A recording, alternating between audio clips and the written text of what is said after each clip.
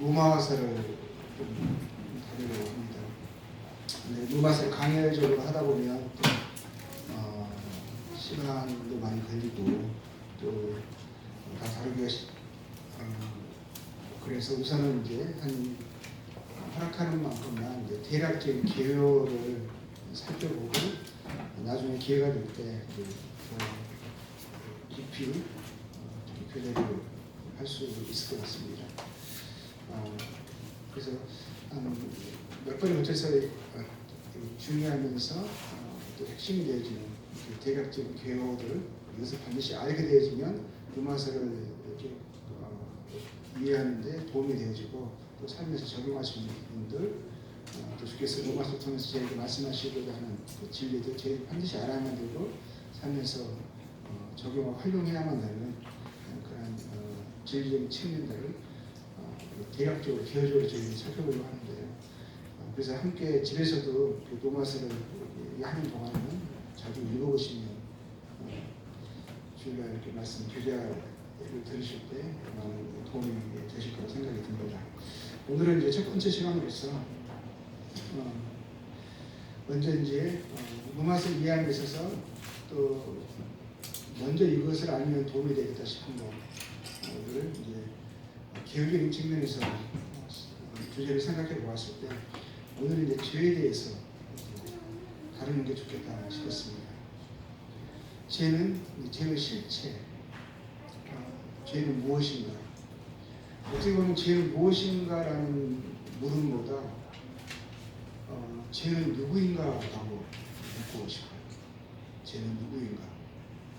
마치 로마서에서 다루고 있는 성경에서 말씀하고 있는 언급하고 있는 죄에 대한 부분이 마치 죄가 어떤 인격을 가지고 있는 어떤 사물이 아니라 어떤 현상이 아니라 마치 인격과 같은 그런 인상을 받습니다. 그래서 죄에 대해서 이야기할 때 죄가 무엇인가라고 물론 말할 수도 있지만 한편으로는 죄는 누구인가라고 말하는 게 더 합당한 다른 질문이지 않을까 싶습니다. 죄에 대해서 대략적으로 이제 살펴보면요. 먼저는 이제 하나님께서 죄에 대해서 로마서 안에서 제가 말씀을 드리는 거예요. 죄에 대해서 하나님이 정하신 게 있어요. 죄의 형벌, 죄에 대해서 하나님께서 이것이 합당하다고 정하신 것이 있는데 그것은 이제 로마서 1장에 보면요. 1장 이제 말씀을 계속 여기저기 훑어갈 것입니다. 빨리 지나갈 거예요. 지금 1장 32절에 보면 이 같은 일을 행하는 자는 사형에 해당하다고 하나님께서 정하셨다라고 되어 있어요. 그러니까 죄에 대해서 이건 결국 죄에 대해서 연관된 말씀이거든요. 죄는 죄에 대해서 하나님 무엇이라고 정하셨냐면 사형에 해당하다고 정하신 거예요. 그래서 다른 데 또 로마서 6장에서는 23절에 나오는 말씀은 죄의 싹은 사망이다. 죄에 대해서 하나님이 정하신 형벌은 하나님이 확정하신 그 판결은 뭐냐면 사망이다 하시는 거죠. 사형에 해당하다고 이제 하나님께서 죽임을 사망을 정하셨다 하시는 것입니다. 그리고 또 하나님은 죄를 어떻게 보시냐면 죄에 대해서 죄를 아주 미워하시고 죄에 대해서 진노하세요. 분노하세요. 진노라는 말은 아주 맹렬한 화를 이야기합니다. 하나님께서 죄를 아주 미워하시고 죄에 대해서는 반드시 하나님께서 형벌하시고 또 이렇게 합당한 형벌을 내리시는데 그래서 이제 죄에 대해서 진노하신다는 표현이 있습니다. 1장 18절에 보면은 이거 죄에 연관된 말씀이에요. 하나님의 진노가 그랬습니다. 근데 죄는 불이죠.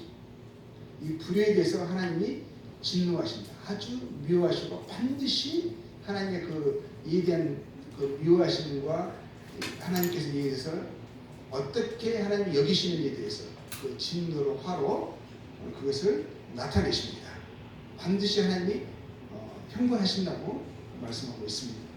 그 2장 5절에도 보면은 이제 그런 말씀이 있어요.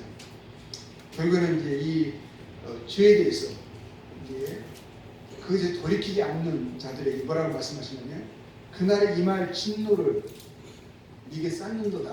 후반부에 그런 말씀 있죠. 진노를 쌓는도다. 하나님께서 죄에 대해서는 반드시 진노를 내리십니다.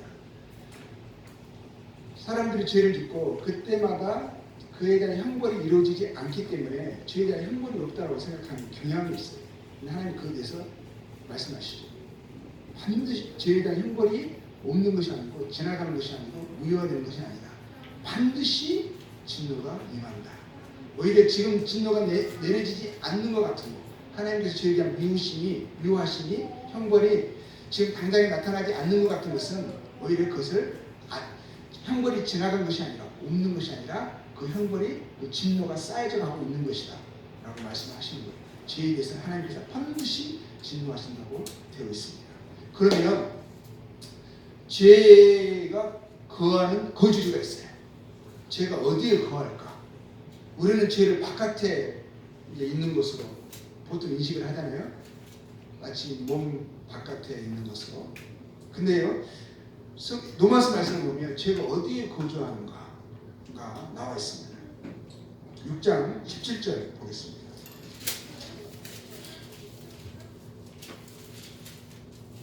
아니, 7장 17절이죠. 네, 7장 17절. 뭐라고 보겠습니다. 이제는 그것을 행하는 자가 내가 아니요 내 속에 거하는 죄이라. 죄가 어디에 거한다고 되어 있죠? 내 속, 사람의 몸 안에 거한다고 되어 있습니다. 죄가 거하는 거주지가 어디냐? 사람의 몸 안에.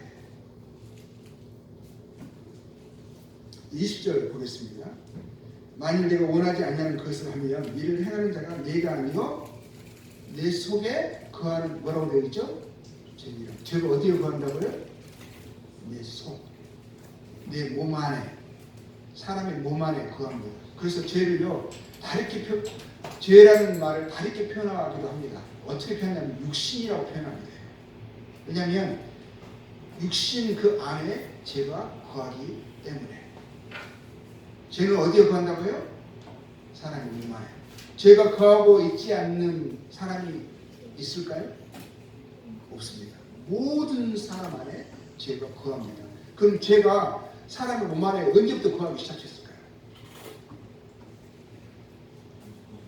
5장 12절을 보겠습니다. 사람은 날 때부터 자동적으로 죄가 거해진 채로 태어납니다. 그러면 사람의 인류 안에 죄가 시작된 사람의 몸 안에 거하게 된 그 시점이 어디냐? 5장 15절 12절에 이렇게 되어 있습니다. 그러면 한 사람으로 말미암아 죄가 세상에 들어오고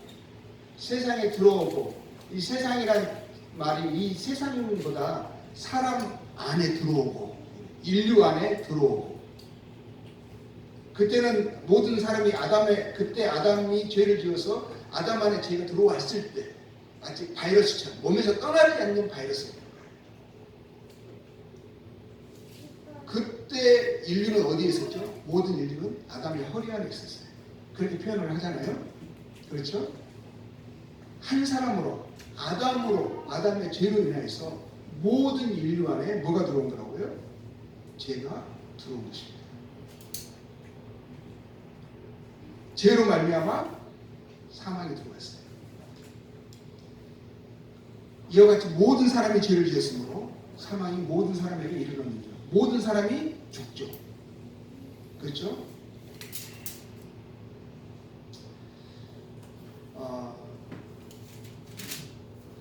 한 번 죽는 것은 사람에게 정해진 것이죠. 정해졌죠. 모든 사람이 죽습니다. 왜 죽습니까? 죽음의 원인은 무엇입니까? 그 안에 죄가 있기 때문에. 죄로 인하여 사망이 온 거예요. 사람이 그것을 죄로 인식하지 못했을 때에도 그 전에도 사망이 있었다고 말합니다. 왜냐하면 죄가 있었기 때문에. 그래서 사람의 몸 안에 아담의 범죄로 인해서 죄가 들어왔습니다. 그 육신에 죄가 들어온 것이, 육신이 죄가 된 거죠. 근데 이 죄가요, 제가 보면 성경에 로마서 보면 죄가요 인격이 있는 것 같아요. 있는 식으로 묘사가 됩니다. 그래서 누구인가라고 하는 거예요. 죄가 살아있습니다. 7장 11절 그 살아있다고 얘기해주는 부분을 볼게요. 7장 11절을 보면 제가 기회를 타서 기회를 이용하는 거예요. 계명으로 말미암아 나를 속이고, 제가요 가장 합당한 기회를 이웃보다가 그것을 발견하면 그것을 사용해서요 결국에는 그것을 사람을 속입니다. 사람을 속인다고 되어 있어요. 그렇게 하는데 이유와 목적이 있죠. 죽이고자 함이죠.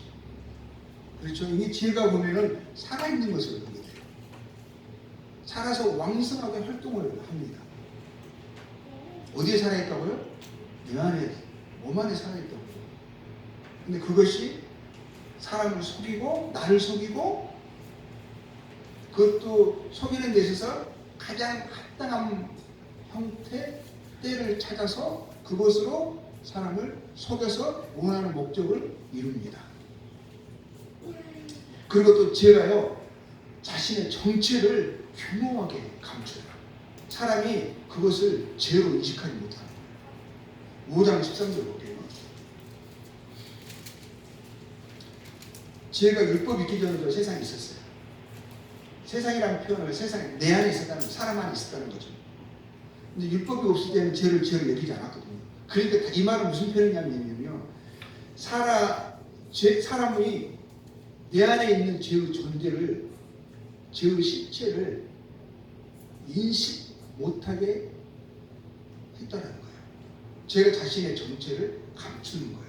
사람이 그 죄의 존재를 인식하지 못하게 한다는 거예요. 그래서 죄가 자신의 정체를 감추고 자신의 존재를 모르게 합니다. 그런 교묘함이 있어요. 그래서 죄와 사람을 일체인 것처럼, 죄와 나를 일체인 것처럼 동화시킵니다. 속이죠. 그리고 또 죄가 또 뭐라 하냐면요, 사로잡는다고 적극적인 활동을 드러내는 것을 보거든요. 7장 23절. 이제 23절을 보면은 내 지체 속에서 한 다른 법이 내 마음의 법과 싸우고 내 지체 속에 있는 죄의 법으로 내 지체 속에 있는 게 뭐냐 이거죠. 죄죠. 죄인데 그것이 뭐죠? 법을 사용해서 나를 사로잡는 것을, 사로잡는 그 행위를 하는 거예요. 왕성한 활동을 내 안에서 이룹니다. 사로잡는다는 것은 뭐예요? 살아있다는 거잖아요. 뭔가를 하는 거잖아요. 목적을 가지고 그것을 이루기 위해서 어떤 활동을 하는 거예요. 죄는 살아있습니다. 그리고 죄가요 25절에 보면 또 섬기는 것을 보여요. 우리 예수 말고 하나님께 감사드리다 뒷부분 보겠습니다. 내 자신이 마음으로는 하나님의 법을, 육신으로는 죄가 있는 몸을 이야기하는 거죠. 죄에 붙잡혀 있는 몸. 그 육신은 뭐예요? 죄의 법을 섬긴다. 그 죄가 뭔가를 섬기는 거예요. 섬기게 하는 거예요. 이처럼 죄는요 살아있습니다. 근데 문제는 뭐냐? 이 사람 몸 안에 죄가 있다는 것을 성경이 분명히 이야기하고 있는 거예요. 죄가 그 사람이 아니래요. 이해가 되세요? 죄가 그 사람이 아닌데 사람의 몸 안에 있어요. 육신 안에 살아있어요.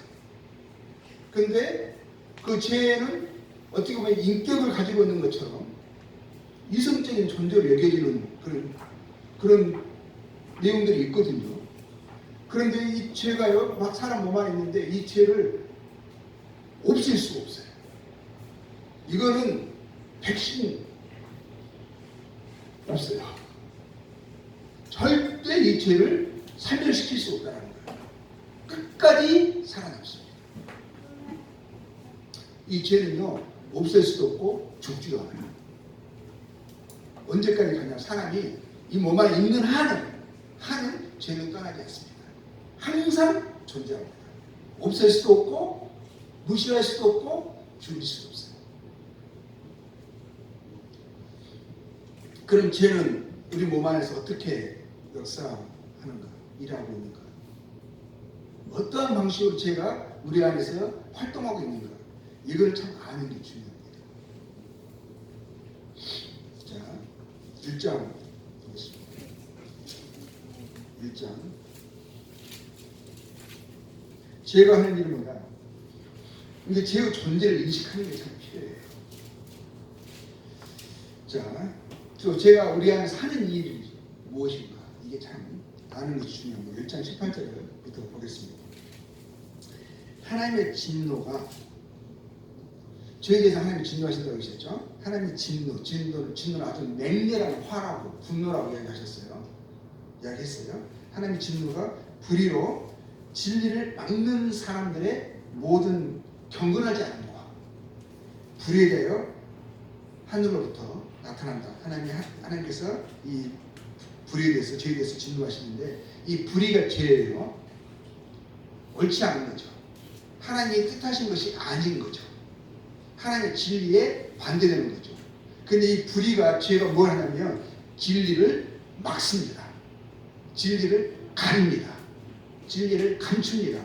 죄가 하는 일은 뭐냐?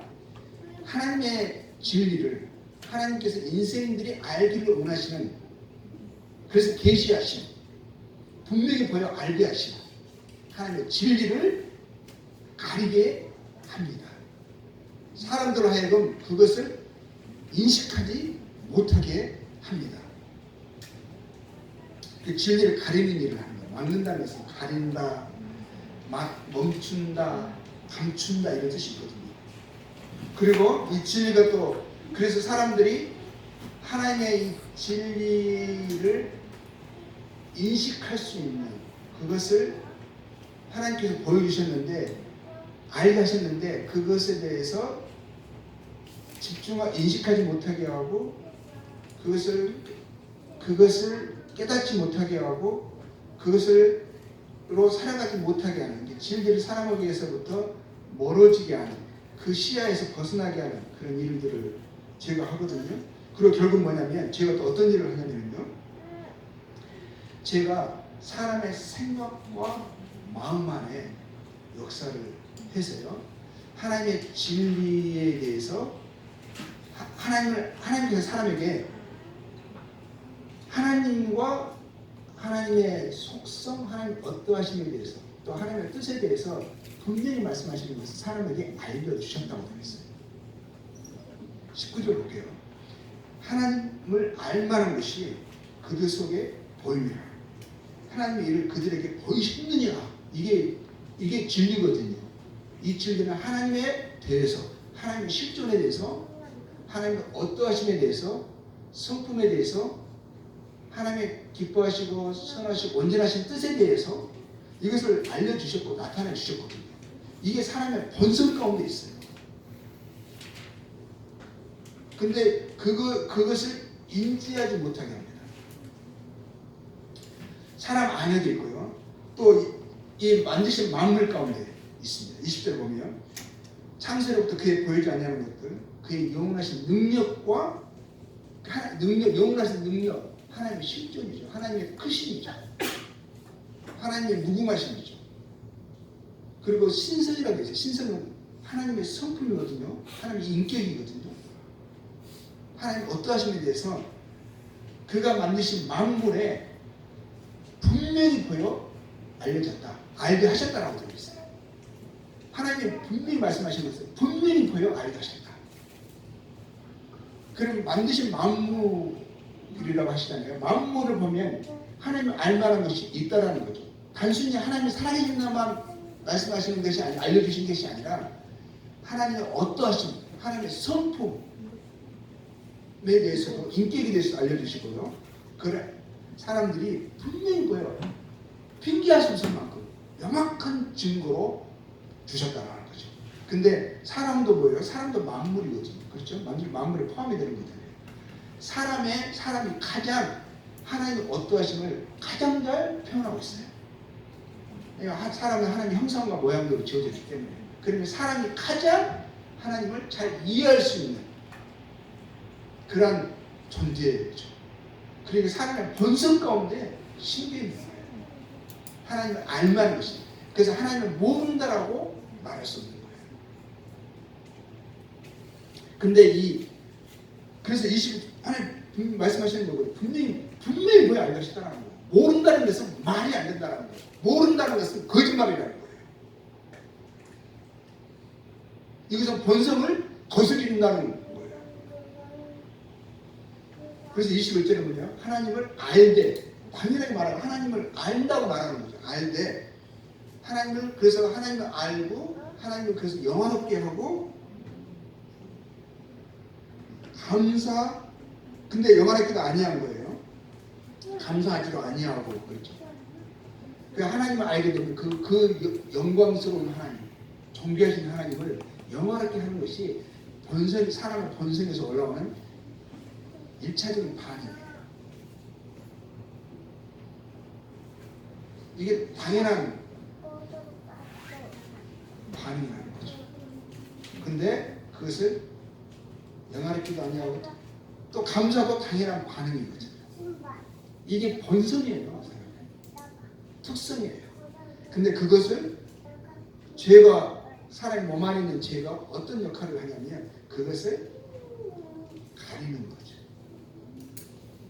뒤에 뭐라 나와있어요? 오히려 그 생각이 허망해지면, 미련한 마음이 어두워진다는, 생각과 마음 안에 허망하게 하고 어둡게 하고 미련하게 하는 게 그 본성의 소리를 듣지 못하게 하는 거. 마음을 가운데 분명히 알게 하신 하나님의 영원하신 능력과 신성을 인지하지 못하게 하는 그 존재가 누구냐? 제가 우리 안에서요 이해를 합니다. 우리의 사람의 마음과 생각을 어둡게 합니다.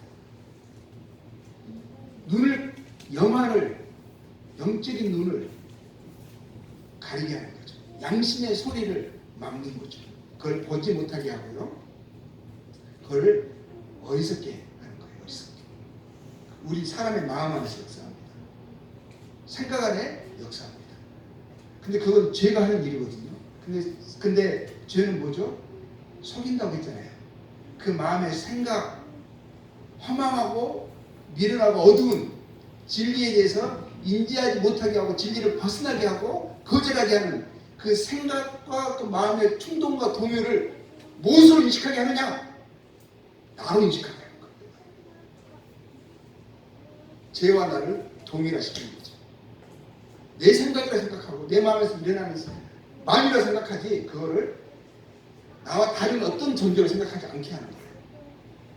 내 안에 있는 존재로 생각하게, 그냥 나로 생각하게 하는 거죠. 그거요. 그래서 결국에는 분명히 보여 핑계할 수 없다고 하는 이 하나님의 존재, 실존, 하나님의 어떠하심에 대해서요.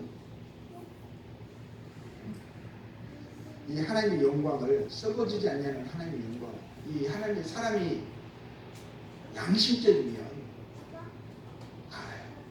본성이 알아요. 본성. 하나님의 영광을, 하나님의 존재를.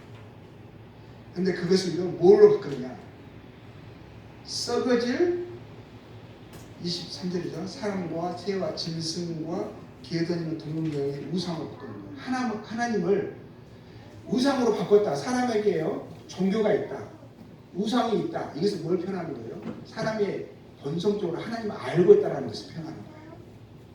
하나님에 대한 인지가 있음을 그것이 또한 나타내주고 있는 거예요. 근데 그 하나님의 영광을 뭘로 바꾸죠? 우상화, 비인격화, 사물화, 종교화 시키는 거죠. 이게 죄가 하는 일이에요. 사람 안에서, 생각 안에서, 마음 안에서, 육신 안에서 이룬 일이죠. 결국에는 23이 뭐죠? 그러므로 하나님께 그들의 마음에 정욕대로 더러움을 내버려 주사. 제 하나님 뭐예요? 마음에 정욕을 일으킵니다. 육체의 마음이 원하는 것을 하여 본질상 진노의 자식이었더니 에베소서에 그 말씀 있죠. 마음의 정욕을 일으킵니다. 그것에 순종하게 합니다. 충동을 일으키고 동요를 불러일으켜서 그래서 따라가게 하는 거죠. 마치 육체뿐으로 살아가게 하는 거죠. 육체뿐으로.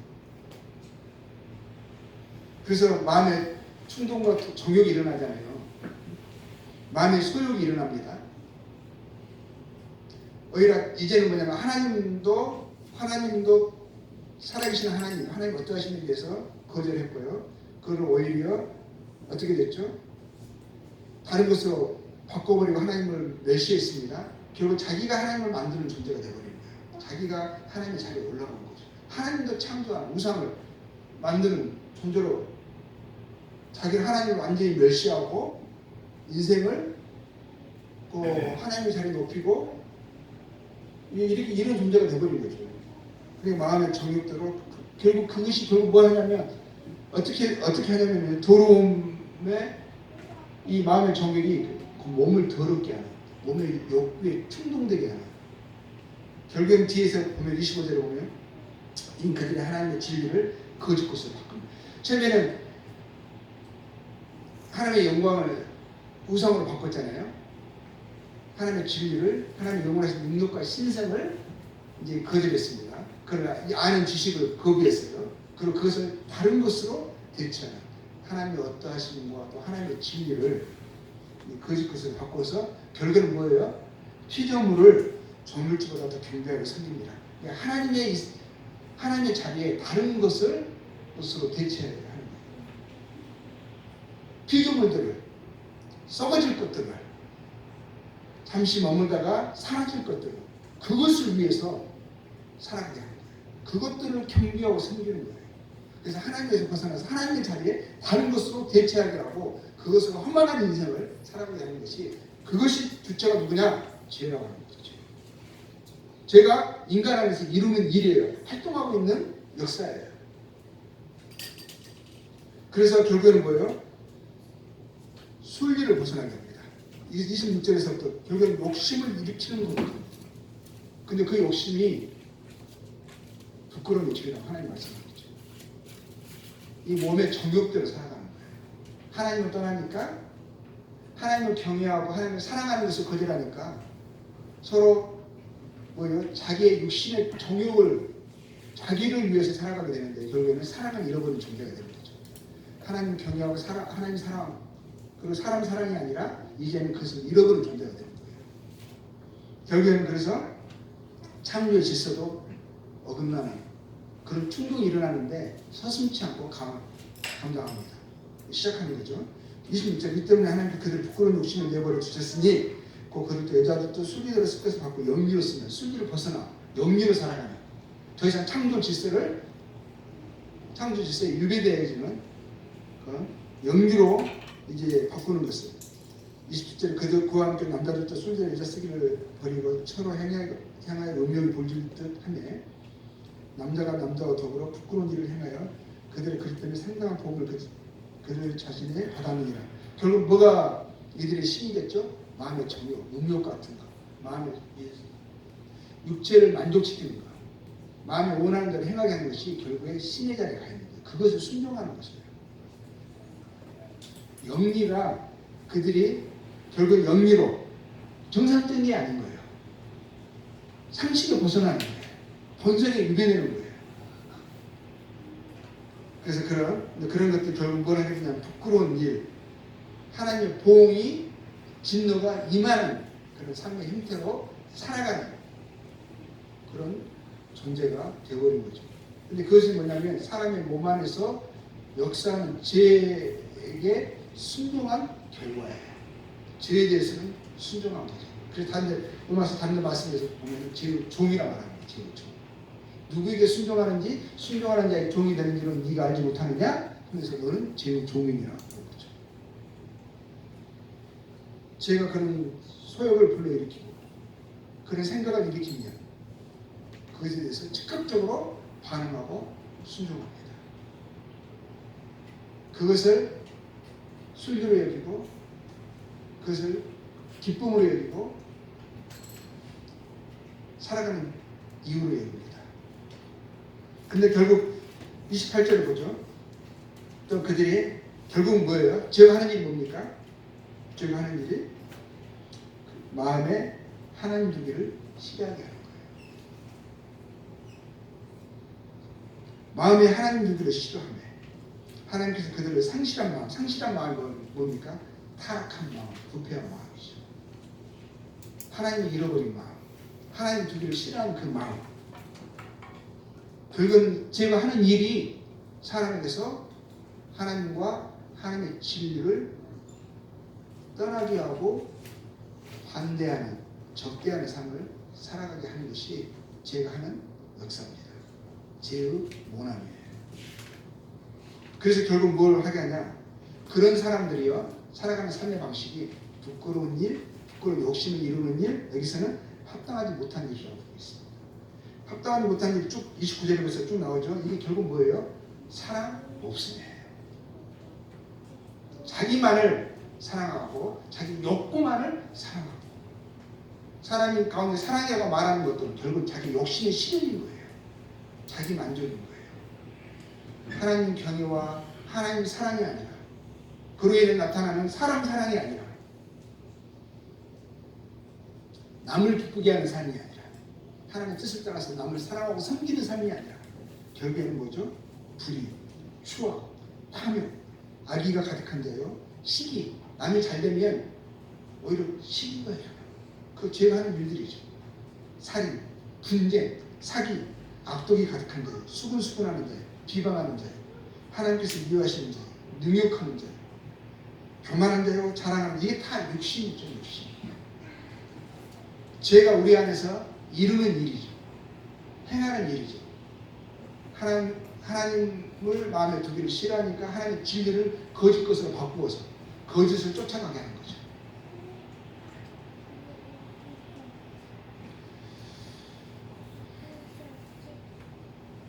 제가 우리 안에서 이런 일들을 행합니다. 결국은 1차적인 목적이 뭐죠?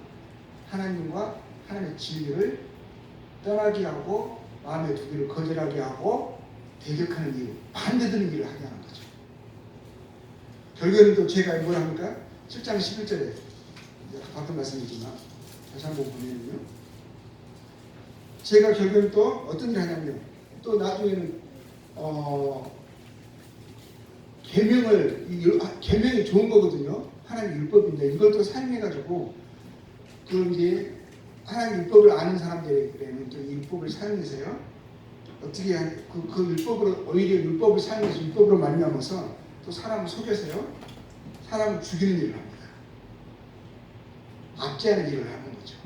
교묘하게 그것을 참 의미를, 율법의 참 의미를요, 곡해하게 만들어서, 오해하게 만들어서 원래 그것으로 사람을 붙잡는 거예요. 그래서 오히려 결국 19절에 보니까 더 출동하게 하는 거예요.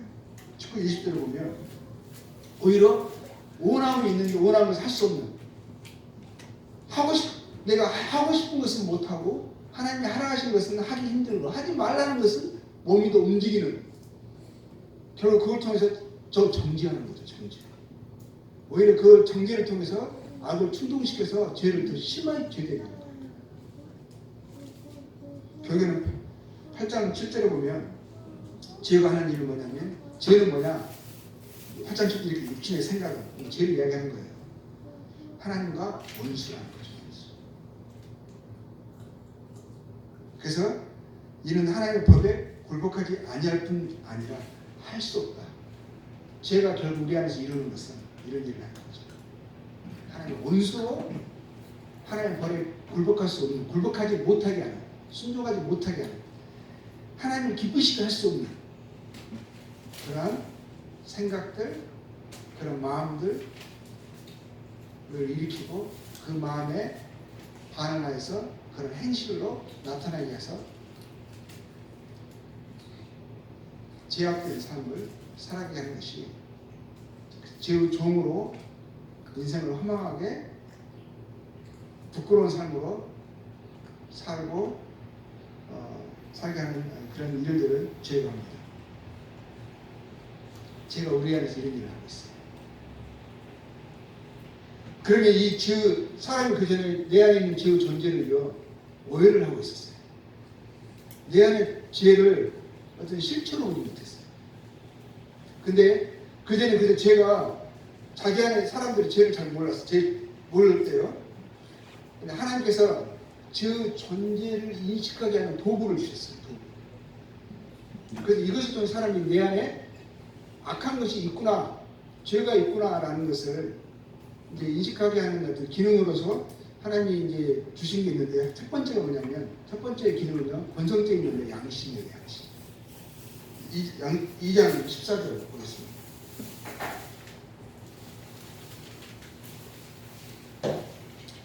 이런 이들은 그 양심이 증거가 되어 그 생각들이 서로 혹은 고발하며 14절이요. 율법 없는 이방인 본성을 율법 일을 행할 때에는 이 사람 율법이 없어도 이게 율법 어떤 성문화된 이렇게 조문화된 율법을 갖고 있지 않은 이방인들도요.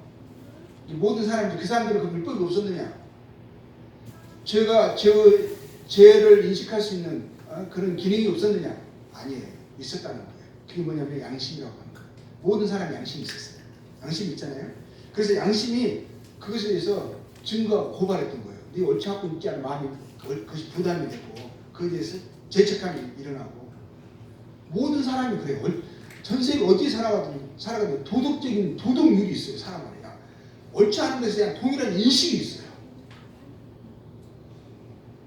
그 희한해. 배우지 않았는데도 만나지 않았는데도 사람 안에 동일하게 있는 옳고 그름에 대한 기준이 있다는 거예요. 근데 그게 대부분 유사해요. 동일한 것들이 있어요. 양심은 제 존재를 알리는 기능이었죠. 근데 양심이 제 기능을 못하죠. 양심이 무마가 되버리죠. 양심이 화인났죠. 양심도 자기 원하는 대로 이제 변형시켜서 자기 마음대로 사용하는 거예요. 양심이 더 이상 가치를 갖지 않는 존재가 되버리죠.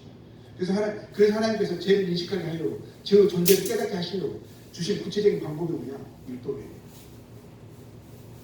2장 18절에 보면요. 율법을 주셔. 2장 18절에 보면 율법을 교훈을 받아 하나님의 뜻을 알고 지극히 선한 것을 분간하며 율법을 통해 죄가 무엇인지 하나님의 선한 것이 무엇인지 이 선과 악을 분명해서 지극히 선한 것을 분간하게 하는 이 기능으로 율법을 주신 거죠. 그 율법을 통해서 죄를 알게 하시는 거예요. 3장 20절에 보면 또 율법의 행위로 그의 앞에 의롭다 하신 너는 육체가 없다니 율법을 주신 목적이 뭐죠? 율법으로는 죄를 깨달음이라. 죄를 깨닫게 하시는 목적을 주신 거예요. 그리고 4장 15절에서도 보면 율법은 진도를 이루게 한다. 율법이 없는 것은 본법이 없느니라. 곧 율법을 통해서 뭘 하겠냐면 죄악된 존재라는 것을 고발하게 하고 인식하게 하고 깨닫게 하시고자 그 목적으로 율법을 주신 거예요. 율법의 기능이 그래요. 주 목적이 그래요. 5장 13절에 보면 제가 율법 있기 전에 세상에 있었어요. 근데 율법이 없을 때는 그것을 죄를 여기지 않았다는 거예요. 죄가 없었다는 말이 아니라 죄가 있었는데 그것을 죄라고 몰랐다는 거예요. 그 율법을 통해서 거울처럼 비치게 하셔서 그 죄가 죄라는 것을 고발하게 하는 거예요. 네가 죄인이라는 것을 깨닫게 하시고자 네가 지금 행하고 있는 것이 네가 천천히 그것 때문에 행하고 있으면서도 가책을 받지 못하고 있는데 그것이 죄다라는 것을 고발하려고 하는 기능으로 하나님 율법을 주신 거예요. 5장 20절에 율법이 그래서 들어온 것은 율법을 주신 것은 범죄를 더하게 합니다. 그러나 죄가 더한 것은 은혜가 더욱 넘쳤나니 그 죄를 드러나게 하는 것이 주 목적이었다 이거죠. 7장 7절에 보면요. 그런데 무슨 말이냐? 율법이 죄냐? 율법은 죄가 아니라 율법과 죄를 구별해야 돼. 율법은 그럴 수 없는 일이야. 율법으로 만나지 않고는 내가 죄를 알지 못하였습니다. 율법은 죄를 알게 하기 위해서 죄가 무엇이 죄라는 것을 깨닫게 하기 위해 주신 거예요. 율법이 탐내지 말라 하지 아니하였던 거예요. 탐내는 것이 죄라는 걸 몰랐어요. 탐심이 죄라는 것을 몰랐다는 거예요. 그 율법을 통해서 율법이 뭐라고 말씀하셨어요? 탐내지 마라. 탐내는 것이 죄라고 말씀하시는 거예요. 그래서 내가 탐심이 죄라는 것을 율법을 통해서 알게 된 거예요. 이처럼 율법은 죄를 드러내고 고발하는 것이죠. 13절에 보면은 그런데 선한 것이 내게 상관이 되는 것. 율법은 선한 거잖아요. 그럴 수 없느니라. 오직 죄가 드러나기 위하여 그것으로 선한 그것을 말미암아 나를 죽게 만들었으니 이는 계명으로 말미암아 죄로 심히 죄되게 하려 함이라. 죄를 인식하게 하는 것이 율법의 기능이었다는 것이죠. 근데 제가 이 역사의 형태를 저희들이 봤습니다. 율법의 전에는 이제 율법이 주어지기 전에는 제가 어떤 아까 하나님에 대해서, 하나님의 실존에 대해서, 하나님의 성품에 대해서, 하나님의 진리에 대해서 제가 이제 그런 것에 대해서 이제 진리를 가리고 진리를 막고 하나님의 진리를 것으로 바꾸고 또 하나님의 그래서 하나님에서 사람들을 떠나게 하고 이것이 이제 제 기능이고 역할이었고 또 사람의 창조 목적에서 곧 하나님을 경배하고 섬기고 또 하나님 뜻을 따라서 하나님과 동행하면서 하나님을 사랑하고 또 하나님의 사랑으로 사람들을 사랑하면서 사랑을 실천하는 것이 하나님 인생을 향하신 이제 그 목적의 뜻이었는데 그것을 저버리게 하고 반대되는 삶을 살아가게 하는 것이라 그러셨잖아요. 근데 이제 율법의 전에는 이제 그렇게 이제 율법이 주어지기 전에는 이제 사람들의 마음과 역사에서 그런 것들을 했잖아요.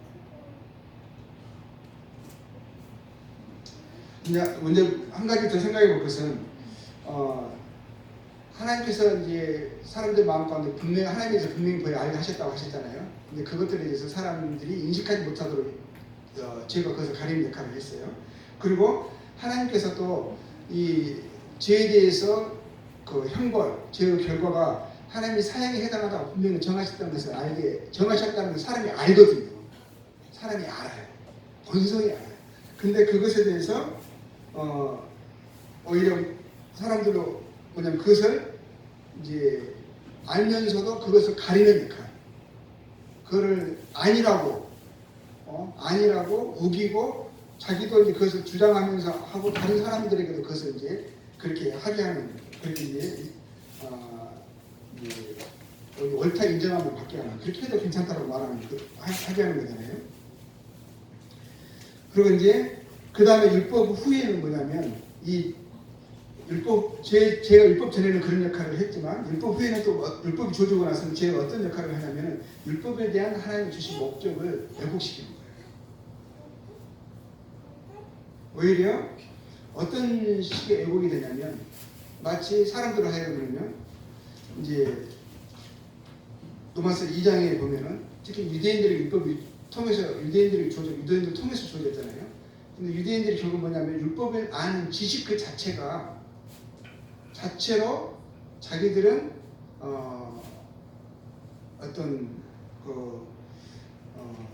자기들은 괜찮다.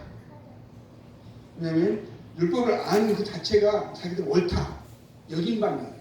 그것을 착각하게 하는 거예요. 정보와 지식을 갖고 있다고 해서 그것이 마치 율법을 주신 목적에 부합되는 것으로 오해를 했다. 오해를 하게 하는 일을 제거하는 거예요. 그냥 2장 17절 2장 볼게요. 2장에 이제 유대인들의 특징이 그런 거예요. 17절 18절 쭉 읽어보면 율법의 교훈을 받아 하나님 뜻을 알고 그렇죠. 지식이 선한 것을 분간하고 뭐 이러잖아요. 자기들은 20절에 보면 율법에 있는 지식과 진리의 모본을 가진 자로서 어리석은 자의 교사의 어린 아이의 선생이라고 스스로 믿으니 율법을 알고 있는 거예요. 하나님 지극히 선한 것을 분간하는 참 지식을 갖고 있는 거예요. 근데 아는 것을 자기들은 율법을 주신 목적에 부합된 것으로 착각하게 만드는 그런 일들을 또 제가 속인 거죠. 속이게 하는데 결국 알지만 그것을 하나의 조문에 외향적인 것을 머물게 하는 거예요. 외모적인 것을 머물게 하는 거예요. 이 말 이해가 되세요? 그러니까 자기는 남에게는 지식을 가르치는데 스스로에게는 가르침을 받지 않는 거죠. 할례를 율법을 따른다면 할례를 행하는데 몸에만 하는 거예요. 외적인 형태로만 머물게 하는 거예요. 그래서 근데 진정한 목적이 뭐냐? 29절 보니까 이민족 유대인이 아니고 외적인 지식을 알고 있다고 해서 그 형태를 갖고 있다고 해서 그것이 율법에 주신 참 목적도 아니었을 뿐만 아니라 오해하고 있고 왜곡시켰다라는 거죠. 진정한 것은 할례는 육체에 있는 게 아니라 할례는 마음에 해야 된다는 거예요. 주신 것은 마음의 할례를 주게 하는 거거든요. 그 말은 뭐냐면 율법을 통해서 깨닫게 하시고자 주신 거예요. 하나님 앞에 자신들이 어떤 존재라는 것을 인식하게 하고 결국 그 하나님의 자비하심을 의뢰해서 회개로 하나님께 나오게 해서 하나님의 도우심과 구원의 은혜를 입고자 하나님께 겸손한 심령으로 회개된 심령으로 나오게 하는 것이 그 역할이 뭐냐면 율법이었거든요. 근데 율법을 마음의 이 애통함, 마음의 깨달음, 마음의 할로로 주어지는 것이 아니라 결국에는 율법을 가지고 서로 비교하는 거예요. 너는 판단하고 있는 거예요. 자기는 괜찮다고. 하나님의 계명을 사람의 수준으로 바꿔가지고 결국에는 32절에 할례는 마음에 할지니 영에 있고 율법 조문에 있지 아니하는 것이요. 그 칭찬이 사람의 것이 아니라 다만 하나님의 것입니다. 그건 뭐예요? 그냥 사람끼리 서로 비교하고 칭찬하고 자랑하고 판단하는 그런 인간의 계명으로 전략을 시켜버리는 그런 일들이 제가 했고 그것을 율법을 가진 사람들 안에서 이루었더라는 거예요.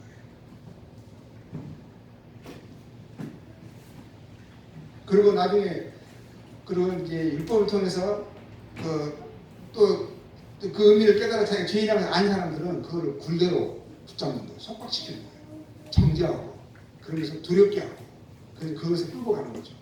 이게 각각의 상태에 맞게끔 죄가 우리 안에서 역사하고 있는 것을 보게 되죠. 이 사람에게는 이 상태에 맞게, 저 사람에게는 저 상태에 맞게, 율법이 없는 사람에게 진리의 지식의 규모를 갖지 못한 사람에게는 그에 맞는 방법을 사용하고, 율법을 알고 있는 지극히 선한 것에 분간하는 사람에게는 그에 맞는 형태를 사용하고, 그리고 그것에 고통하고 있는 자기가 죄인됨이라는 것에 눌려있는 사람에게는 또 그것을 맞는 방법을 사용해서 결국에는 율법을 주신 주 목적감을 이루지 못하게 하는 것이죠. 그래서 원래 율법을 주신 목적이 뭐냐? 2장 4절 볼게요.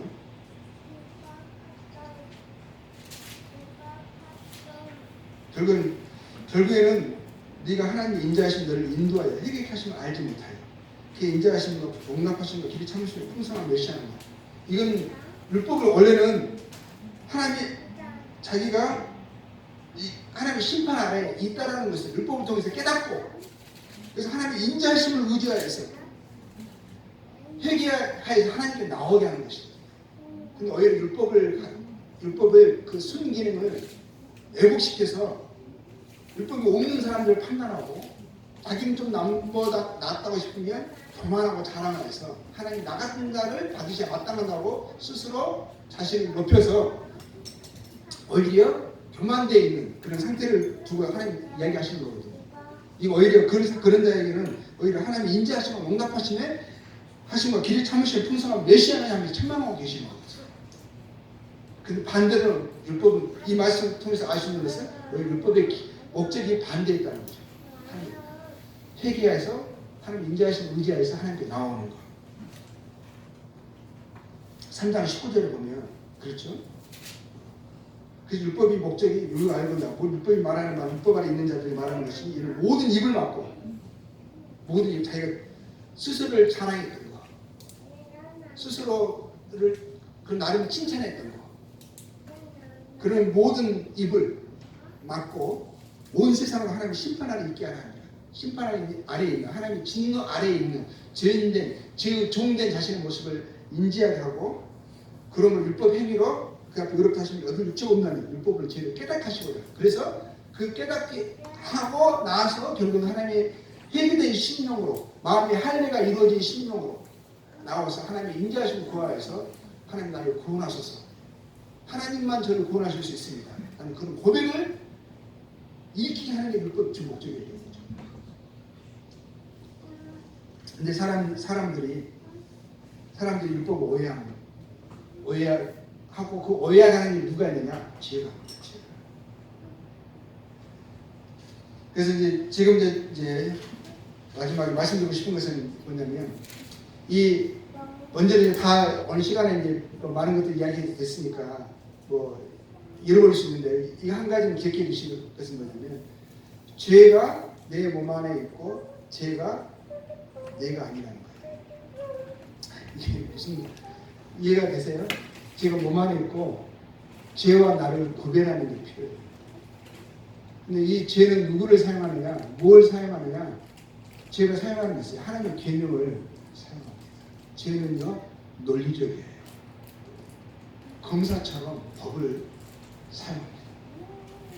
그래서 제가 사용하는, 제가 본능으로 사용하고 있는 주 무기가 뭐냐? 율법이에요. 하나님의 계명이에요. 그래서 죄의 본능은 율법이다.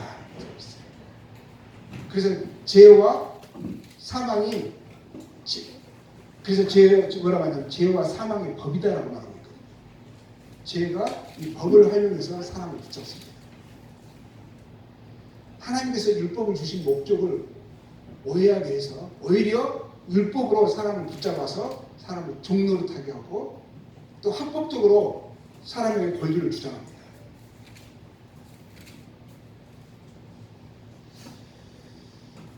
그래서 먼저는 이 로마서 말씀하고 주제가 내용 중에서요. 이 부분을 명확하게 이해하는 게 참 필요합니다. 이 사람의 이 나중에 보면 그래요. 구원받고 나서도 죄와 사망의 법에서 벗어나고 나서도요. 해방되고 나서도요. 반드시 잊어서는 안 되는 한 내용이 있어요. 죄에 대해서. 그건 뭐냐면 그게 로마서 7장이거든요. 7장. 그게 곧 죄와 나를 구분하는 것이 필요해요. 그리고 그 또 인식해야 되는 것은 뭐냐면 이 죄가요. 죽지 않는다는 거. 그러면 죽지 않는 죄에 대해서 죄와 사망의 법에서 어떻게 하나님께서는 자유하게 하시는, 해방하게 하시는. 그래서 우리가 성도가 하나님의 인생 창조 목적에 부합된 그러한 삶을 살아가게 하는 능력을, 그 진리를 하나님이 주셨는데 그게 무엇인가를 이해하는 것이, 이해하기 위해서는 이것이 반드시 알고 있어야 할 중요한 지식 중에 하나입니다. 그래서 오늘 이 말씀을 드린 겁니다. 나중에 이 부분들이요 계속적으로 상기돼서 반복돼서 나올 것입니다. 오늘은 여기까지 하겠습니다. 감사합니다.